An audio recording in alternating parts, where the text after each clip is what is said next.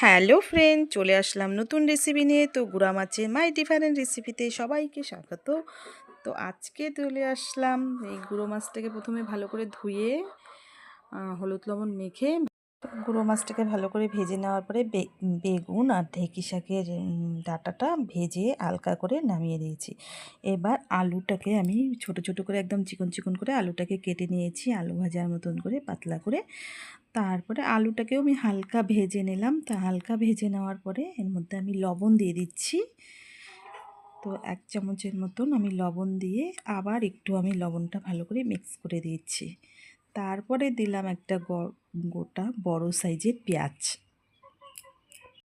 কাঁচা লঙ্কা ফেলে দিয়েছি। তো আলুটার সাথে আমি ভালো করে পেঁয়াজটা একসাথে ভেজে নিচ্ছি। তারপরে আমি রসুন 4-5টা রসুনের কোয়া আমি ভালো করে এটাকে ঝুরি ঝুরি করে কেটে এর মধ্যে দিয়ে দিলাম। তো এর মধ্যে দেওয়ার পরে একটু হালকা ভেজে নিলাম। নেওয়ার পরে হলুদ লবণ 1 চামচের মতন দিয়ে দিলাম হলো ধইনার গুঁড়া, আর দিয়ে দিয়েছি 1/2 চামচের মতন জিরের গুঁড়ো দিয়ে ভালো করে ভেজে তারপরে বেগুন আর ইয়েটা ছিল যে ঢেঁকি শাকের ডাঁটাটা সেটাও দিয়ে দিয়েছি।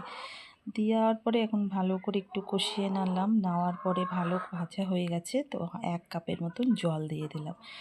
দেখো আমি যেটাকে বেশি ঝোল ঝোল করবো না, একদম মাখা মাখা গুঁড়ো মাছের চচ্চড়ি করে নিচ্ছি। তো আমার মাছটা ভেজে রাখা ছিল গুঁড়ো মাছের চচ্চড়ি। তো গুঁড়ো মাছটা এর মধ্যে দিয়ে দিলাম। দিয়ে দেওয়ার পরে মাছের চচ্চড়ি কিন্তু আমার রেডি।